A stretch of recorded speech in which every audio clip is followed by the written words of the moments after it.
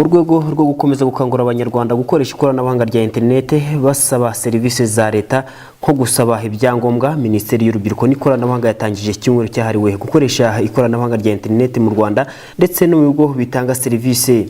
Ubu buryo buzwi ku izina rya e-government bugamije kunoza serivisi mu bigo bitandukanye bya leta ndetse n'ibyigenga. Karema Gordon, umuhuzabikorwa ushinzwe ibikorwa bya leta hakoreshejwe ikoranabuhanga muri Minisiteri y'Urubyiruko n'Ikoranabuhanga, yavuze ko abanyarwanda batangiye gusobanukirwa n'akamaro ko gukoresha ikoranabuhanga bitewe n'umubare munini ukoresha serivisi nyinshi zisaba ikoranabuhanga rya internet nko gusaba ibyangombwa, gukoresha mobile money ndetse n'izindi serivisi zisaba gukoresha ikoranabuhanga rya internet. Kugeza ubu ngubu gukoresha internet tukize muri buryo bwa percentage birarenga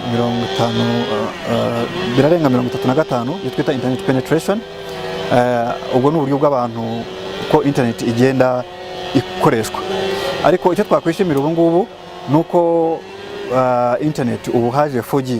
U Rwanda nicyo gihugu cya mbere cyabanje gufata iya mbere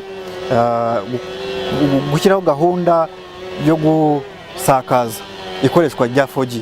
4G urumva ni tekinoloji yari ikiza, so kugeza ubu ngubu hari intego ihari ko mu bihumbi 2017 tuzaba tumaze kurenga 95%. Ubwo ni coverage. Kugeza ubu ngubu company irimo ibikora dukorana nayo ORN imaze gukavaringa districts zirenga kuri 15. Barakomeza kujya imbere.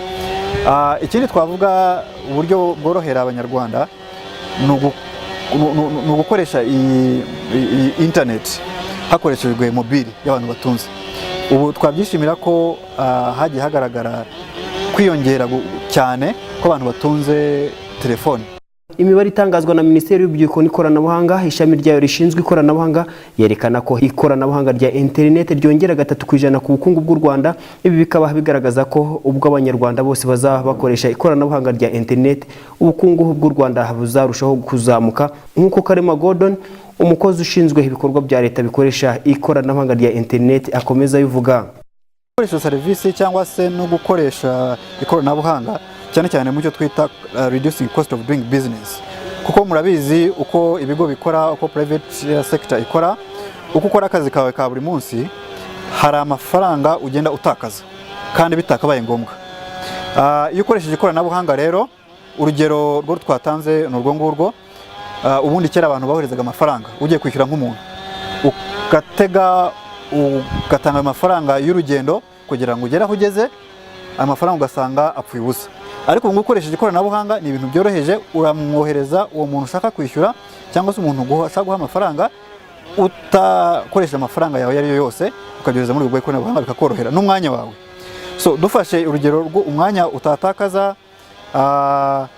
bizafasha cyane mu kongera ku bukungu bw'igihugu.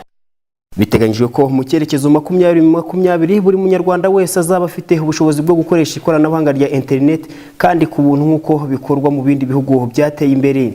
Kugeza ubu abanyarwanda bagera kuri 35% nibo bakoresha ikoranabuhanga rya internet, ahanini kubakoresha serivisi zikorerwa kuri internet, dore ko u Rwanda rufite serivisi 74 zisabwa hakoreshejwe ikoranabuhanga rya internet.